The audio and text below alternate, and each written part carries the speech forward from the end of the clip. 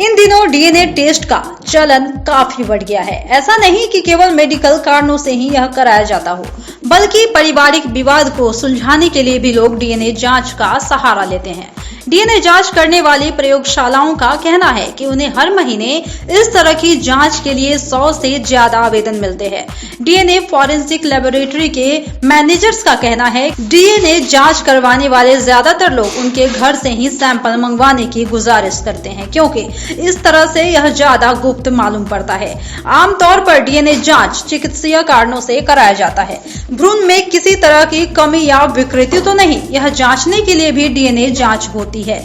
Doctors कहते हैं कि हम किसी बच्चे के माता पिता की पुष्टि के लिए भी डीएनए का जांच करते हैं, लेकिन ऐसा केवल अदालती निर्देशों पर ही किया जाता है। उन्होंने कहा कि निजी तौर पर कराए गए डीएनए जांच की कोई कानूनी मान्यताएं नहीं होती।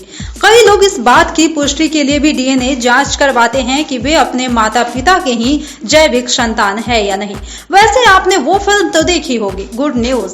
किस तरह से फिल्म मजाक में सीरियस हो जाती है। ठीक ऐसा ही एक मामला अमेरिका का है, जहां आईवीएफ के दौरान फ्यूजन में हुई गलती ने एक शख्स की जिंदगी ही बदल दी।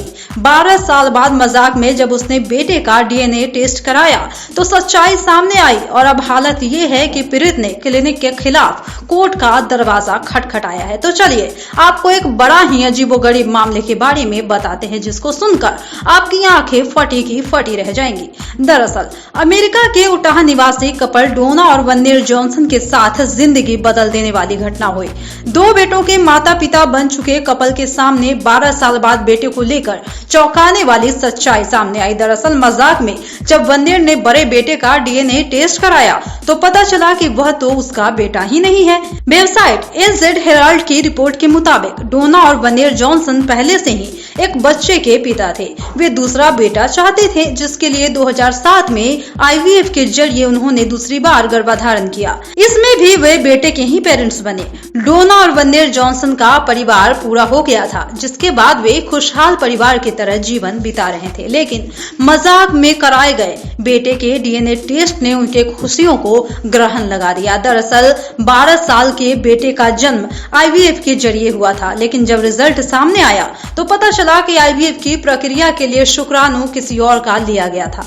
रिपोर्ट देखने के बाद यह कपल ने उस क्लिनिक पर केस दर्ज करा दिया जहां से आईवीएफ कराया गया था। इस घटना के बाद इस परिवार के खुशियों को तो जैसे किसी की नजर ही लग गई। बता दें कि मां के नाम में डोना का नाम लिखा था और पिता के नाम में अननोन लिखा था। यह देखकर परिवार को बहुत बड़ा झटका लगा।